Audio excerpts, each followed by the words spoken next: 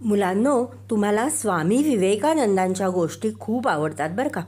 स्वामी विवेकानंद हे अतिशय योगी असे व्यक्तिमत्व होते. त्यांचा तरुणांवर त्या काळी खूप मोठा प्रभाव होता. अनेक तरुण त्यांच्याकडे मार्गदर्शन घेण्यासाठी जात असत बरं का. एक अतिशय उमदा असा मुलगा त्यांच्याकडे एक दिवस गेला आणि त्यांना विचारलं, स्वामीजी, जगामध्ये आईची महती जेवढी गायली जाते तेवढं महत्त्व पित्याला का बरं दिलं जात नाही? मला कृपया ह्याचा उलगडा करावा. स्वामीजी यावर काहीच बोलले नाही बरं का. ते त्या तरुण मुलापासून थोडेसे लांब गेले आणि त्यांनी एक मोठा दगड उचलून आणला बरं का.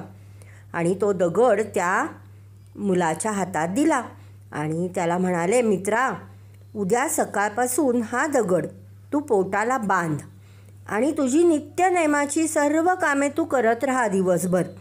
मग तुला तुझ्या प्रश्नाचं उत्तर मिळून जाईल. झालं. दुसऱ्या दिवशी सकाळी त्या तरुणाने तो दगड आपल्या पोटाशी बांधून घेतला आणि तो आपली नित्यकर्मे करू लागला. परंतु संध्याकाळपर्यंतच तो अतिशय कंटाळून गेला आणि पुन्हा स्वामीजींकडे आला आणि स्वामीजींना म्हणाला, स्वामीजी, मी तुम्हाला एक काय प्रश्न विचारला त्याचं उत्तर देण्याच्या ऐवजी तुम्ही मला हे असं विचित्र कृत्य करायला लावलं. आज दिवसभर तो दगड बांधून माझी कंबर पोट अगदी दुखून गेलं आहे आणि त्यामुळे मी अगदी हैराण झालो आहे. तेव्हा स्वामीजींनी अतिशय मंद स्मित केलं आणि त्या मुलाकडे बघून ते म्हणाले, मित्रा, तुझ्या प्रश्नाचे उत्तर तुला मिळालं नाही का? अरे, जिने 9 महिने तुला पोटात घेऊन वाढवले, तुझे ओझे तिला कधीच झाले नाही.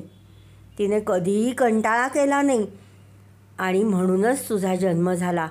9 महिने एखादा गर्भ पोटामध्ये वाढवणाऱ्या आईची महती म्हणूनच आजही गायली जाते. मुलांनो, तात्पर्य काय?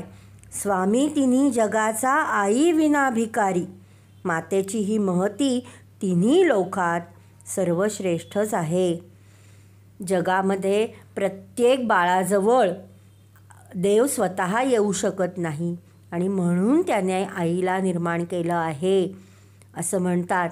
त्यासाठीच आई प्रत्येक मुलाजवळ येते. म्हणजे देवच आईच्या रूपात प्रत्येक बाळाजवळ असतो. म्हणून आईला नेहमी मानायचं, आईची सेवा करायची, आईवर प्रेम करायचं आणि आईने सांगितलेलं सगळं काही ऐकायचं. ठेवाल ना लक्षात? आवडली का गोष्ट?